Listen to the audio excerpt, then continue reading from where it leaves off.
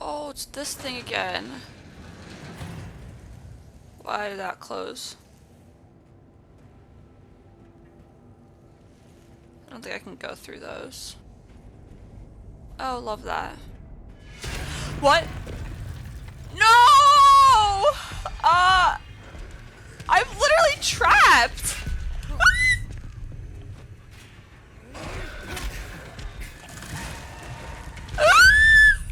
And you all ask why I don't make her play more scary games. Longtime viewers of the channel will know, my girlfriend isn't one to shy away from a challenge. She's played and beaten the toughest games we've thrown at her. But even still, the games that really get her heart racing and send shivers down her spine are without a doubt the horrors. I hate that. Among the ever-growing list of scary games I'd like to see her play, there's one that's been itching at me for quite some time. Silent Hill 2 has been the template for many horror games since its release in 2001, and that alone was enough to put it on my radar as a scary game to send my girlfriend through this spooky season. But try telling her that. Ah, it's jumping on me, oh my god! Almost by divine intervention, the remake releasing earlier in the month made for the perfect storm of finally getting her to sit down and start her dive into Silent Hill. Look at the ripples! Ha! Water physics. This isn't a game that's meant to be raced through and conquered. It's meant to be experienced organically. So it's time to set the stage, turn down the lights, and let our favorite gamer guinea pig get lost in the fog all over again. Just make sure to not sneak up behind her. Nick! Oh my god! Are you hungry for dinner? In my restless dreams, I see that town, Silent Hill. Over the years of making this series, the question of why I make my girlfriend play games comes up all the time. The simple answer is that made my girlfriend play is a way of celebrating games that I love. For all the times in my life that I've wanted to wipe my memory clean of a game and re-experience it for the first time, I finally have a loophole thanks to my girlfriend. This is so cool. Oh! As far as Silent Hill 2, no other game captures anxiety quite like this one, but you can never truly feel it the same as on your first pass through the game. You okay there, dude? If you're a fan of horror, chances are you probably enjoy seeking thrills. Sitting down to play Silent Hill 2 certainly comes with its fair share of thrilling moments, but it's also a dark, cold, and incredibly lonely ride from beginning to end. I walk a lonely road, the only road that I have ever known. Sending my girlfriend on this journey isn't just to laugh at her screams, but also to see what she thinks of all the highs and lows along the way. More health drink. Thank God. Question is, do I take it now or do I wait for later? She isn't necessarily a thrill seeker, but even then, she can appreciate a well-crafted journey when she's on one. Bye, girl. I hope you find your mom and dad and brother. Silent Hill 2 nails its horror atmosphere, and within moments of booting up the game for the first time, she realized what she'd gotten herself into. I think we all felt similarly the first time we saw James looking into the mirror at the rest stop above Toluca Lake. Why are we in this creepy bathroom? The bathroom is a warning for what's to come, and as soon as she set foot outside, she realized things were going to get a lot worse before they got better. Wait, is this my car? Why am I just leaving the driver's side door open? Can I, close the door to my car?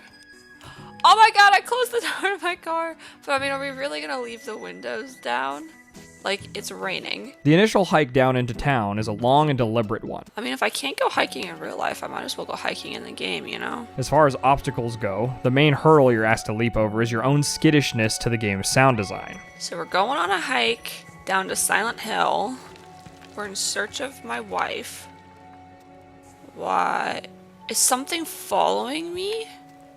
So why are there rocks falling down? Someone isn't who they say they are. Every tree branch that cracked or creepy noise from the brush was enough to get my girlfriend to stop dead in her tracks. Oh my god, is it a cougar? Do I have bear spray? This is why you don't go hiking alone. Constantly checking over her shoulder and taking things one step at a time had me worried that her playthrough might last an eternity. Devo ser picadillo. But in a way, I think this walk was helpful in acclimating her to the eeriness. Why wouldn't you just say a word? I'm sorry. I was just... Hey, it's okay. I didn't mean to scare you. You should have said something sooner. The town of Silent Hill is gray and quiet. At the risk of sounding cliche, you might even say too quiet. I swear, every single scary thing has corn stalks. And I don't know why. What is scary about corn? Usually when people mention horror games, my imagination jumps straight to the loud and scary moments that frighten me. Oh god! What I tend to overlook is the quieter, nerve-wracking moments in horror. The ones that set you up for that loud, explosive terror by simply doing nothing. It's so funny. I keep going to all those doors, less because I want to go in there, and more I just want to see if I can. There's a screaming silence to James's first few steps in Silent Hill, and my girlfriend was just waiting for something to jump out at her and relieve all that anxiety. Something is seriously wrong with this town. The town of Silent Hill itself is a character with motivations of its own. Its streets and layouts are designed in such a way that you're funneled down an intended path, but not without being given the freedom to walk into each and every dead end along the way. I see, so there's like a bunch of notes that all lead to Neely's, it seems. That's really cool. That way, no matter where you explore, you end up there. That's awesome. Which I know damn well I'm supposed to go there, but like, I don't know, I'm having fun exploring around and seeing all the other places I can't go. Not all dead ends are pointless though, and if you're willing to look around, it certainly pays off. Many roads lead to clues or hints about the story and where to go next. You just have to be willing to push further into the unknown. What the hell is that thing? What is that thing? Do not call out. Do not call out.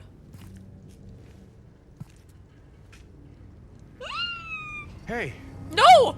wait. Why would you call out? This, of course, is compounded by the iconic blanket of fog shrouding her vision ahead of each step.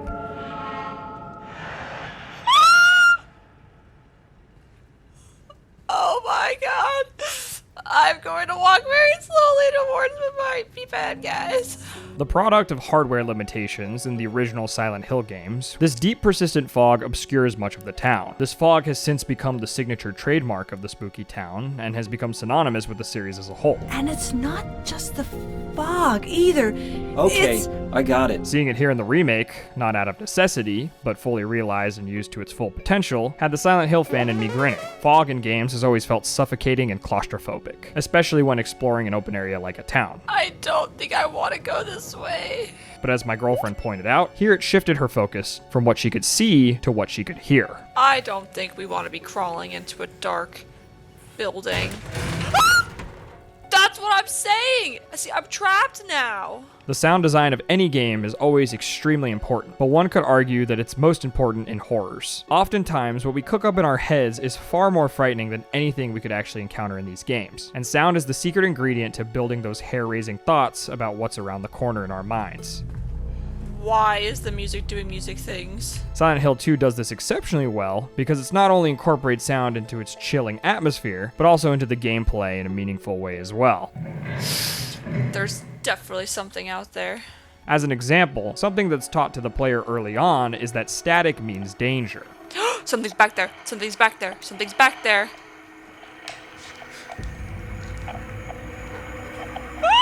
What is it? Ow! Her first encounter with an enemy, accompanied with finding the radio, is no coincidence. Get out the window. Get out the window. Oh, okay. I guess get a weapon. Every time the radio hums to life, that's her clue that something that wants to hurt her is somewhere in the room with her. And there's like a little skittering roach somewhere around here. They're chittering. It created an interesting dynamic where she learned to rely on this radio and found comfort in its silence. He is staying remarkably calm considering how many moths there are. So long as the radio was buzzing, she'd have her guard up and always be on her toes. This created a great opportunity for the game to eventually pull the rug out from under her in her moments of quiet and solitude. Someone's back there. Someone's back there. Someone's back there. Oh my god, it was a freaking mannequin! Just when she thought she'd gotten the hang of how things worked, the rules would change and the radio would abruptly hum to life at a moment's notice. Oh! Oh.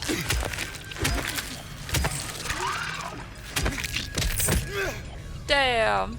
I was trying to get my medicine. The reality is, a good horror game is one that isn't always honest with you. I'm just waiting for something to be like on the ceiling and drop down on me. Early on, she put the pieces together of how this game worked and that there was more of an emphasis here on exploration than what she'd initially been expecting. Nice.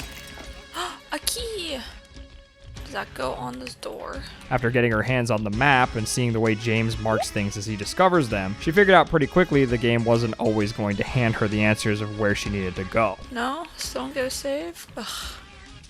Fine, I'll go in the creepy hole. She might be given a destination, but the means of getting there are going to require some trial and error on her part. Oh, I see. I love finding a good shortcut. Much like the story, she'd need to uncover things in pieces in order to find a clear way forward. More keys. Maybe try a different rung. Hey! Wait! You little shit! Those are my keys! And now my freaking hand is hurt. What the hell is she doing here? She needs to get out of here. I bet it's a little like poltergeist kid ghost. So I need those keys, but I can't get there. Okay. While exploring the town, she encountered other characters that seemed equally lost in looking for something. Did I find somebody? Who's there? It wasn't me. I didn't do it. Do what? I didn't do it, I swear. Angela and Eddie were both called to the town from elsewhere. What is going on? Wait, is this the girl from the graveyard? Oh. It's you. But Maria was the one who confused her. This is not Mary. While being the striking image of Mary, she's also waiting in the spot James thought he would find his wife. In our special place. Was this the special place? Let's hear. Yep, this was the special place. It's up to my girlfriend to decide whether or not to trust who these characters say they are and why they're here. You're coming with me? Can't you just tell me where it is? She makes him uncomfortable. You're just gonna leave me here? Alone? With all these monsters around? She's so manipulative, and she might be Is some it kind of because- ghost. We can't be sure. I remind you of her.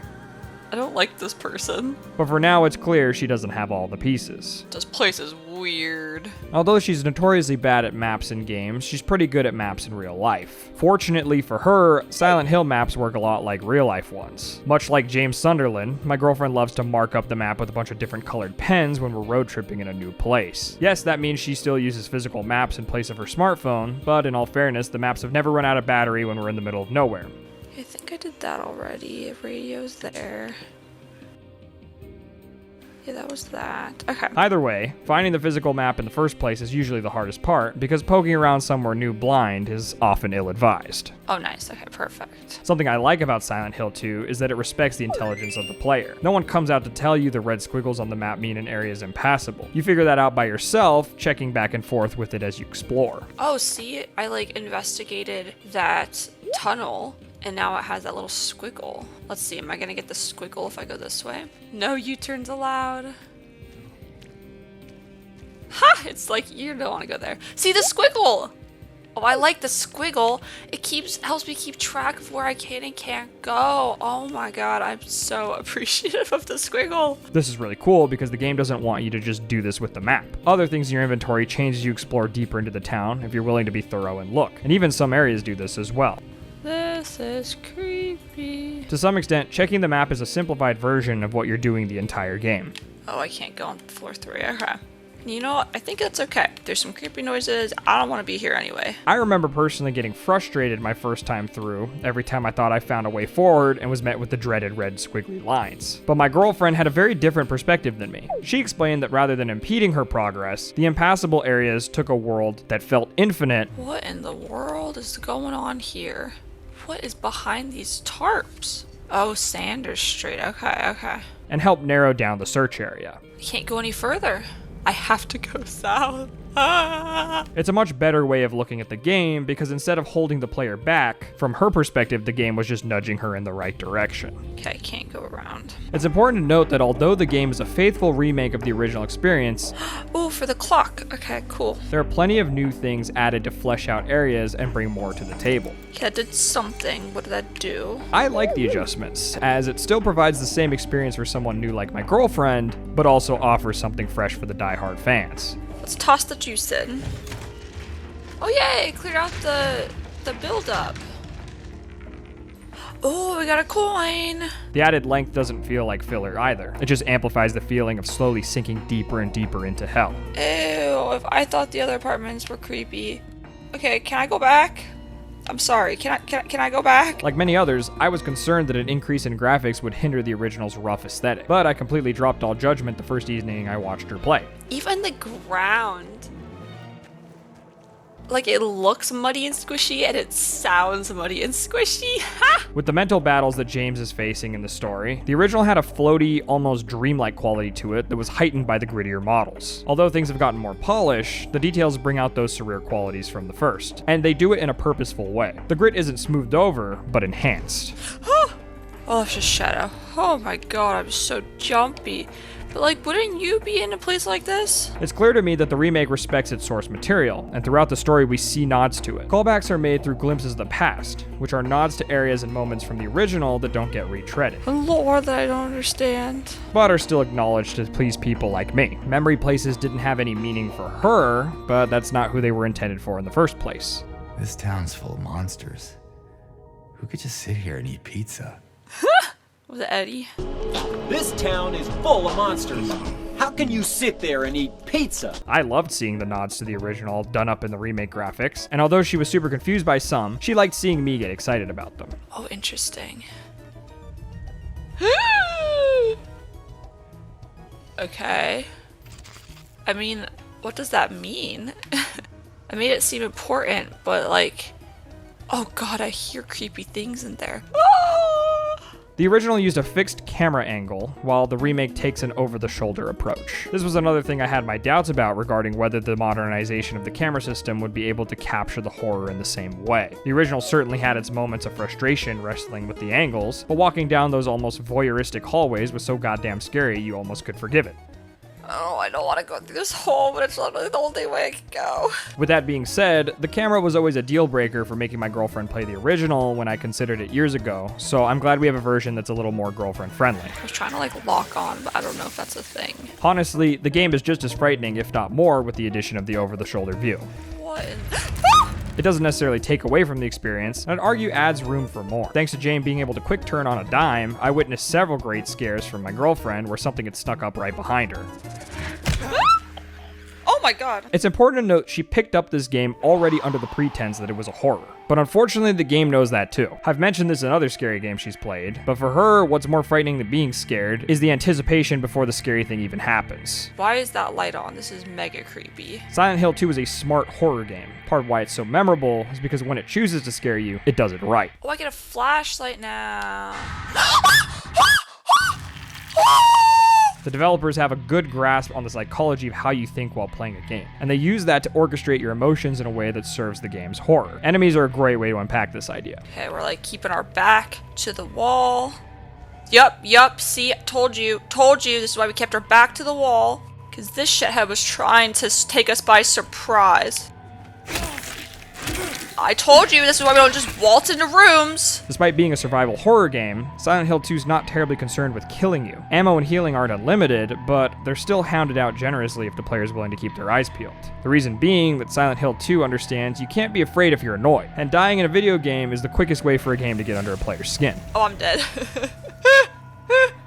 I mean, to be fair, I don't have a whole lot of practice using wood with nails from a window. Enemies are at their best when they work as an obstacle instead of a chore. The enemies themselves are most threatening when they sneak up on you unexpectedly, but are pretty simple to take out once you're aware of their presence. The thing is, even when aware of their presence, the enemies still serve the atmosphere. I was just trying to check to see if there was anything for me to pick up. The unnerving sounds they make, or the unsettling static from the radio when you're in the room with one, all work to choreograph a truly frightening experience. What's he looking at? What's he looking at? He found a thing. I'm looking behind him. With that being said, the most iconic obstacle of them all is none other than Pyramid Head, the unkillable geometry problem. Ah! Get out your gun, dude! Get out your gun! Oh! What in the world? Hide!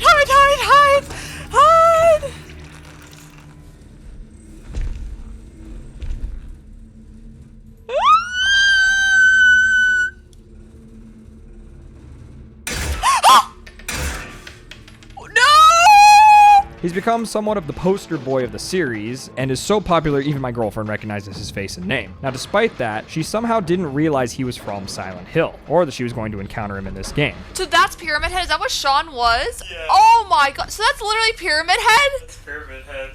I never know when I like stumble onto things that are like, this is like the thing. So this is Pyramid Head. Yep, that was Pyramid Head. That was Pyramid Head! What the hell? I never knew that was a Silent Hill thing. Symbolically, Pyramid Head is a manifestation of James' guilt. It exists to punish him, and consequently, that makes it the biggest obstacle to overcome in all of Silent Hill 2. Oh my god, pyramid head, pyramid head, pyramid head. Oh god. And it has a sword. Oh god. Usually when encountering Pyramid Head, he's not meant to be fought and killed, but maneuvered and navigated. There are instances where you have to stand and fight, but not until much later in the game do you actually have a means to hurt him.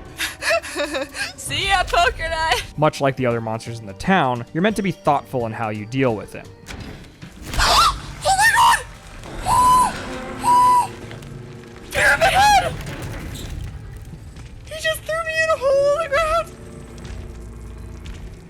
Oh my god! Honestly, I kind of forgot about him. For my girlfriend, this resulted in a change in playstyle, where she usually takes a scorched earth approach to games, where she'll eliminate every enemy between her and her goals. For the most part, there's little incentive to do so here, aside from the peace of mind that the monsters are gone. That's a new kind of leggy guy, and they can go on the walls and the ceilings! Don't get me wrong, that peace of mind is well worth dispatching foes, and she did her fair share of it. Yeah, I saw you. I saw you were trying to scare me, and I saw you. Even still, she didn't always go out of her way picking fights with every single monster she came across either. Oh my god. Do I fight? I don't see how I can really fight these guys. I'm just gonna run. Okay, bye guys. I don't know what those were, but they had anti-gravity. Combat feels a lot more scrappy in Silent Hill 2 than other games she's used to. It was understandably a hot point of contention for fans of the original when trailers for the remake showed James able to dodge. Oh, she is not dead yet. Okay.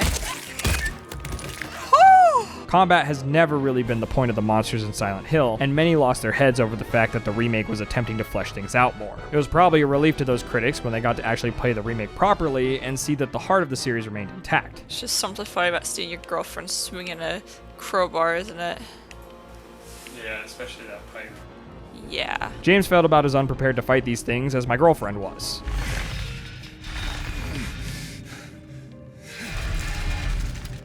Wait, is this Pyramid Head sword? I am so confused. I'm just dragging this sword. This is a weapon? But it's not letting me hit. See, this is what I should be carrying every other greatsword I've ever owned, because this is how heavy they are. Yeah. Oh, can I not pick up the sword anymore? Thank you. Bye, greatsword. She fights her first enemy with the club, but hints early showed that that wouldn't be the only weapon in her arsenal. Handgun ammo. So I keep finding ammo, but I've yet to find a handgun. Am I missing something? As far as her preference for weapons go, she leaned heavily on the melee ones in lieu of the firearms because she hated wasting bullets. That's what you get for scaring the crap out of me. It wasn't unless she came up against a stronger enemy like a boss fight that she'd be comfortable dumping ammo into it. Is he coming after me still? Okay, he is no longer interested in me. Dude, is our fight over? Having watched her play, I find myself coming to the conclusion that Silent Hill 2 is a very personal journey. For a scary game, it was astonishing how glued to it she was. I'm finally opening up the box. Is it a key?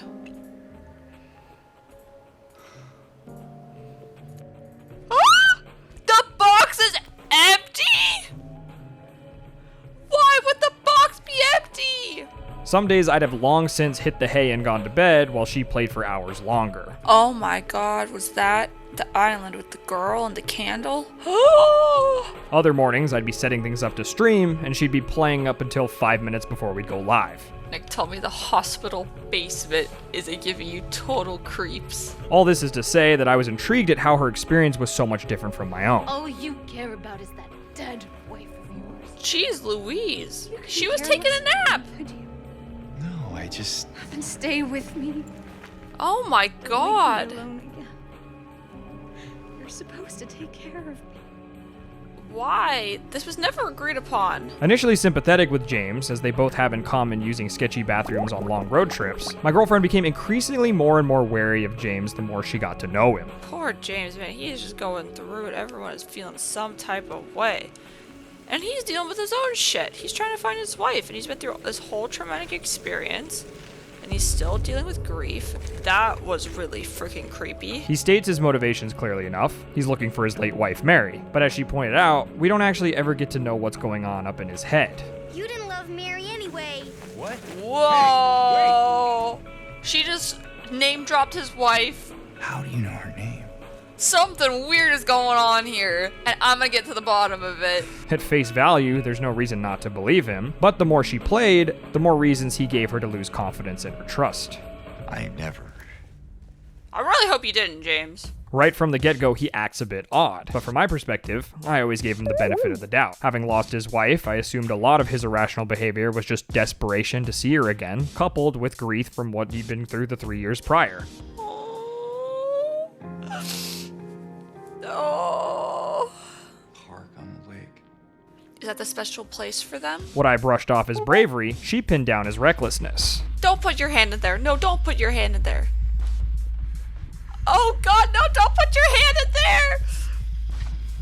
Why would you put your hand in there? The girlfriend BS meter was throwing red flags left and right, and everything he did had her starting to question the stability of this character. Aren't you worried about, like, breaking your legs? He's really thinking about it. Oh god! In a way, James comically fits the bill of that clueless character that doesn't know they're in danger trope we see a lot in horror movies. Like the girl who goes into the basement of the haunted house by herself, while you in the audience are screaming for her to turn around and go home. James consistently does the exact opposite of what a sane person would do when put in similar positions. Oh, why do we always have to put our hands in things? Oh, and with your jacket? Why couldn't you take your jacket off? Oh, God. What could possibly be in there? Oh, my God. Of course, once you understand more about his character and what he's going through, his poor decisions make a lot more sense. Nonetheless, that won't stop my girlfriend from crying out at him to look behind him or go the other way when he's stumbling backwards into trouble. James Sunderland? What? We love jumping into dark holes around here. Isn't this gonna be jumping to our death though? Because it's literally our gravestone. Ironically, it created this hilarious and yet interesting dynamic between the two characters, James and my girlfriend. For the lady, self-preservation is at the top of her priorities while playing. Yet Laura does not know the first thing about safety. But James has shown time and again that he's not concerned with acting reckless. It makes for an odd pairing when they're forced to work together, and James has zero regard for his own safety. Is he about to put his hand in this hole? James, why do you insist on doing this? Oh no, buddy, no. At least get a glove. At least get gloves. Oh, at least get gloves. Oh, why does he keep doing this? Oh, and he was waiting for my permission. Oh, I'm sorry. Oh, why are you making me choose multiple times? As she progressed through the game and gained additional pieces of information, her theories about what was going on got wilder and wilder. One minute she was confident that the whole game was an elaborate dream, and then the next she was walking that idea back. I'm trying to figure out, is this like an abuse situation? Was Angela dealing with like abuse from her dad? She managed to zero in on themes like abuse, guilt, and fear, but wasn't fully sure how it all fit together. Eddie has a gun and he's very much insane. At some point she realized she was missing a key piece of the puzzle, and until she learned that twist, she wasn't going to be able to make sense of everything. The things you do in this game do matter, and it isn't always obvious what will and won't in the moment. Wrong way. We already passed the motel. I don't want to go to a motel with you, lady. Way back in the day, no one could agree on how the different endings of the game were earned. There were theories about taking too much damage, looking at items in the inventory at certain times, and even hitting Maria. Despite sounding like the kid on the playground whose dad worked for Nintendo, many of these factors actually turned out to have some degree of influence under the hood. I mentioned this to make the point that everything in this game is carefully put together with some degree of thought behind it. James is gonna have like a psychic break before the end of this. My girlfriend had no way to know that her decisions would have such a lasting impact, especially the more mundane ones. I think she's losing it. I think we're all losing it, honestly. All throughout the game, the puzzles are what stands between her and the answers she's seeking. I'm looking for keys, clues, and health drinks. The earlier areas, while being simpler overall, Yeah! I'm good at clues. Took her the longest because she hadn't gotten acclimated to how things operated. Then a moon moth, an eyeball moth, and a skull moth. I'm doing moth math. As she got later into the game, she started tearing through the puzzles because she had a better idea about what to keep an eye out for or how she might go about solving things. Wait, are we actually still going down the staircase? I keep thinking we get to the bottom and I just have it. Once she got her footing under her, the puzzles became a lot more fun, and I think that was reflected in her desire to play more. Half. Oh my god, I have the other half, but the other part's missing. I'm doing the puzzle. I got all the pieces. Towards the last quarter of the game, she'd barely take a break to eat dinner before getting back into it because she knew she was getting closer to the end. Nice. Whoa, did I just get this? Nice. There's something to be said for the pride we feel in games when we solve a problem just using the clues they provide us. Nice. So now we have a working lighter. Yeah, let's light fires inside this highly insulated labyrinth. That's nothing else is gonna catch. Not that wallpaper. The sense of accomplishment she chased after was addicting because it meant she was finally getting somewhere. Wait, am I going through the door? Am I going through the arms? Okay, I'm just gonna keep doing what I'm doing because apparently something seems like it's working. Up until now, the story's been laying the bricks of foundation for a big reveal at the very end. Oh damn! Wait, I gotta go on the lake? I don't think I want to go out there. It's very foggy. And crossing Lake Toluca to get to the hotel is where things finally start coming together. Oh, why do we think this is a good idea? We've heard so many stories about the lake. Why? Up until now, she's been given plenty of breadcrumbs to follow, and it's only natural she'd come to her own conclusions based on what she'd found. So, there seems to be a lot of, like, abuse. So I'm wondering if James actually, like, had something to do negatively towards Mary. Was she, like, running away from him? Did she not actually die? Like, maybe James, like, isn't a good dude. This could all just be, you know, some weird, elaborate, like, messed up trick that someone's, like, playing on him. Like, is Laura his daughter? I think about it like that. I feel like they could look kind of the same. I mean, at the end of the day, too, he could just be, you know, a guy, like, sad about his wife. But it could also be a lot more sinister than that. For now, it's all just a bunch of girlfriend conjecture as she rows across the water. So, I don't know. There's just a lot going on. And it all seems suspicious. The hotel acts as the final area of the story, and is where many of the pressing questions finally get answered. What? As soon as she arrives, it's set up that the key to all her questions resides somewhere here in the hotel in the form of a videotape. Whoa, Mr. James Sunderland, regarding the videotape you left in your room during your last stay, I'm glad to inform you that we have recovered the item and moved it to the employee section on the first floor. That sounds super suspicious. Like, what videotape? I keep thinking it's like a sex tape. Not everything has been adding together cleanly, Ooh, okay. but watching the tape should clear a lot of this up. Okay, we can finally watch. What is this tape? What is this tape?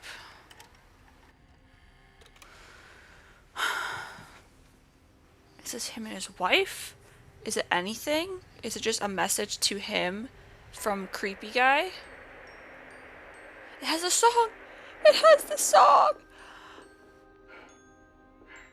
Are you taping again? Come on. I don't know why, but I just love it here. It's so peaceful. Promise you'll take me again, James. No! And then she got sick. What is this? Is that her? Ah! Oh my god, is that Pyramid Head? What the hell is going on? No! Yeah, that's how I'm feeling too. Hey, there you are. Do you know where Mary is? She's dead. Oh! She died because she was sick. Maybe, but it looked like she got murdered. I killed her. What? What? Killer? Why'd you do it? I hate you. I'm sorry. Well, I want to know why now too, James. That jacket did look kind of like his. With the revelation of what really happened to Mary out in the open, a lot of things start to make more sense. Oh my god! I am so upset and confused. And I don't know if I like playing as James anymore because I think he killed his wife. My girlfriend felt both vindicated and a little disturbed learning who she'd been playing as this whole time. So why did James kill her? She clearly loved him. Was he having like a bad day? I feel like he killed her and then went crazy that he killed her. So that's part of why he's been looking, is he's in denial that he did that. But it's why? Now that James has remembered what he did, it's time for him to confront his actions and face his inner isosceles demons. What the fuck? And there are 2 pyramid heads? Maria! I thought she died twice. I know what you are. I don't. I know why I needed you. I don't need you anymore. God lord, I am so confused. Is he exercising his demons or something? I'm ready. For what? Oh god, okay. Can I eliminate one and then the other? Oh, things are falling. Oh, okay. Oh god. I'm being backed up! Whoa, wait. They're both taking their spears.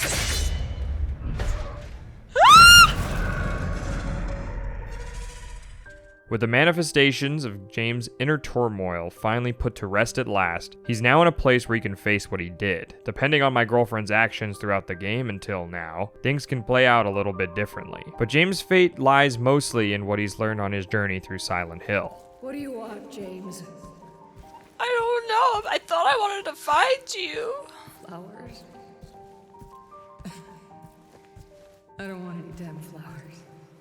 Well, what do you want? Just go home already. James. Wait. Oh. Don't go. Don't leave me alone. How does Laura fit into this? Because he said this happened 3 years ago, but then Laura just turned 8. So did he just kill her this last week? Where did he get 3 years? Mary? Mary!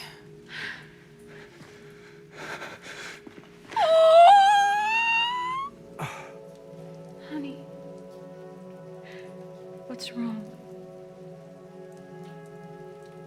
I'm sorry. About what? I know you tried, James, please. but she's gone.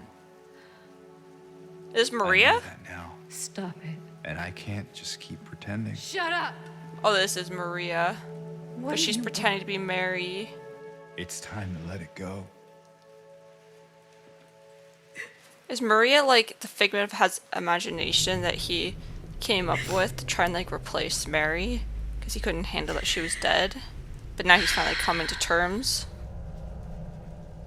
No. Oh, she's pissed.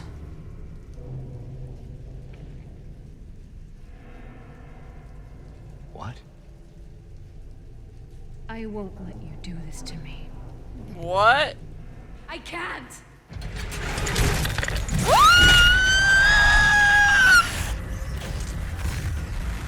What in the world?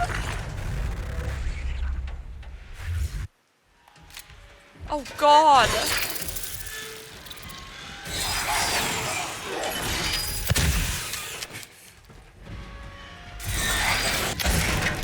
Oh, okay.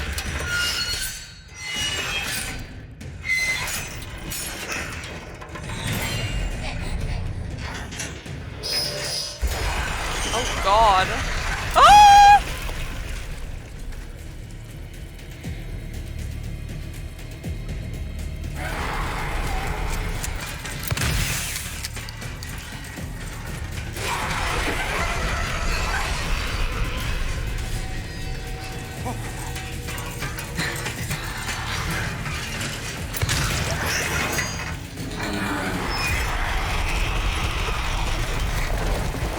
my goodness, she's going crazy. How is this not over? She must be really pissed.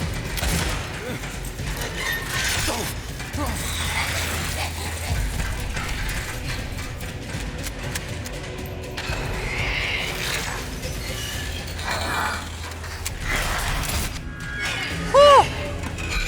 Is it over yet? Oh God.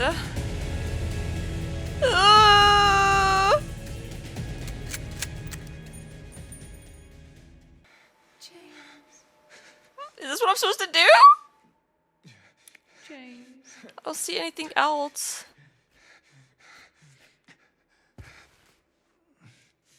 Bye, Maria.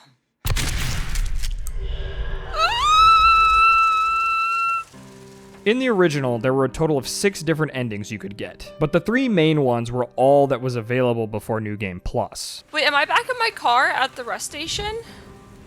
I literally am. Wait, did all of this actually happen, or did this just go to my head? My girlfriend got the in-water ending, which is a bittersweet but fitting one for the story. I can't forgive myself for what I've done. None of the endings have ever been deemed canon, and even in the quote-unquote best one, James doesn't end the story as a hero. We've all got our favorites, I certainly know I'd have mine, but the one you get on your first playthrough is likely the one that will stick with you.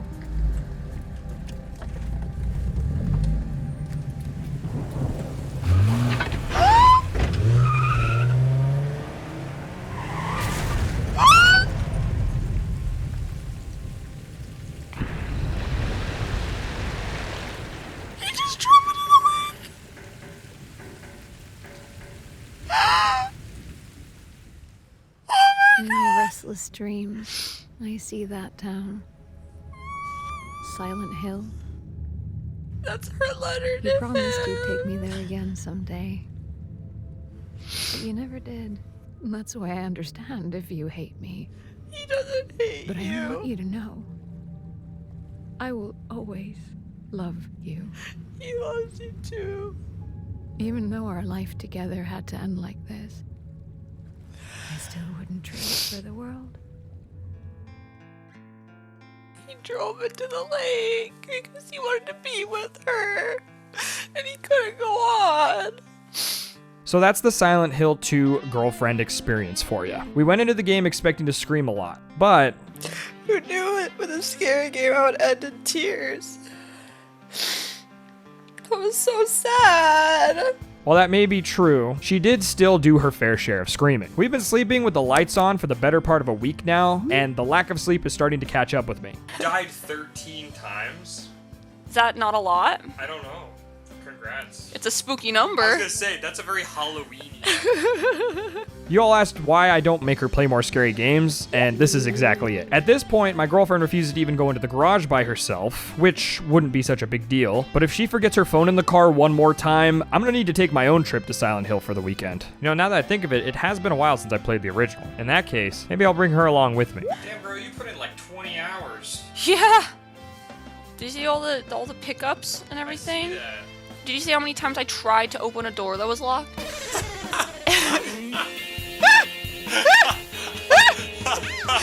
I was thorough.